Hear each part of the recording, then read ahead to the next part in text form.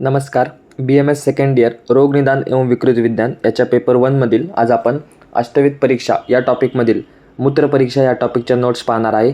तर अष्टविध परीक्षेपैकी नाडी परीक्षा व मूत्रपरीक्षा यावर तुम्हाला SAQ विचारला जाऊ शकतो. त्याच पद्धतीने रोगनिदानचे इतर व्हिडिओसुद्धा आपल्या चॅनलवर अपलोडेड आहेत, ते सुद्धा एकदा तुम्ही अवश्य पहा. तर मूत्रपरीक्षा त्यामध्ये मूत्रसंग्रह विधी. रात्रीच्या अंतिम चरणात चतुर्थ घटकामध्ये सूर्योदयाच्या 1 तास आधी वैद्याने रुग्णाला उठवावे व स्वच्छ काचपात्रामध्ये मूत्रसंग्रह करावा, म्हणजे युरिन कसं कलेक्ट करावं ते सांगितलं आहे. त्यानंतर प्रथम व अंतिम धारा सोडून मध्य मूत्रधारेचे परीक्षण करावे. त्याची पद्धत सांगितली. स्पर्श त्यामध्ये सामान्यतः उष्ण स्पर्श असावा. त्यानंतर वर्ण स्वच्छ पाण्याप्रमाणे किंवा अल्प पित्ताब आणि गंध स्वाभाविक दुर्गंधी असते. सआम असेल तर दुर्गंधी आणि निराम असेल तर दुर्गंध नसतो. प्रमाण 4 अंजली सांगितलेले आहे. तसंच जर ते कमी असेल तर मूत्रक्षय समजावा. तर हे होतं मूत्रसंग्रह विधी व मूत्र परीक्षणाची पद्धती. नेक्स्ट आपण पाहणार आहोत मूत्रक्षयाची लक्षणं. त्यामध्ये मूत्र अल्पता, सकष्ट, तृष्णा, मुखशोष आणि विवर्णता ही लक्षणं दिसतात. आणि मूत्रवृद्धीमध्ये वारंवार बस्ती प्रदेशी वेदना होतात. त्यानंतर वारंवार मूत्रप्रवृत्ती होते. आदमान, त्यानंतर मूत्रप्रवृत्ती होऊन देखील न केल्याप्रमाणे वाटणे. तर ही सर्व मूत्रवृद्धीची लक्षणे आहेत. त्यानंतर मूत्रपरीक्षणामध्ये मेन पॉईंट आहे म्हणजे तेलबिंदू परीक्षा. ही सुद्धा तुम्हाला SAQला सेपरेट विचारली जाऊ शकते.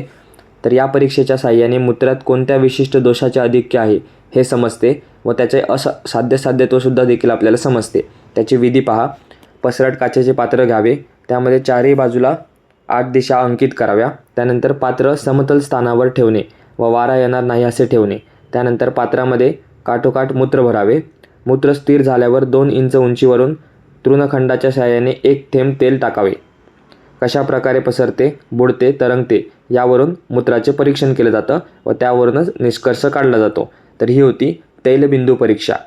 तर आता जी आपण विधीमध्ये शेवटी निष्कर्ष पाहिला तर तो कसा काढायचा.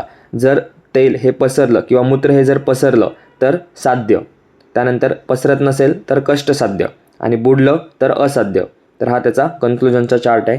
त्यानंतर अजून एक पॉईंट दिलेला आहे मूत्राचा वर्ण आणि दोष. तर तुम्ही इथे वर्ण व दोष संबंध चार्ट पाहू शकता. वातामध्ये पांढुरवर्ण, पित्तामध्ये रक्तवर्ण, कफामध्ये श्वेतवर्ण आणि त्रिदोष असेल तर कृष्णवर्ण मूत्रप्रवृत्ती होते. तर अशा प्रकारे या होत्या मूत्रपरीक्षण या टॉपिक संबंधित नोट्स. व्हिडिओ आवडले असल्यास चॅनल सबस्क्राईब करा, व्हिडिओला लाईक करा. भेटूया एका नवीन व्हिडिओमध्ये नवीन टॉपिकसोबत. धन्यवाद. So guys, subscribe Ayurveda Essence for more such videos. You will get all handwritten notes here.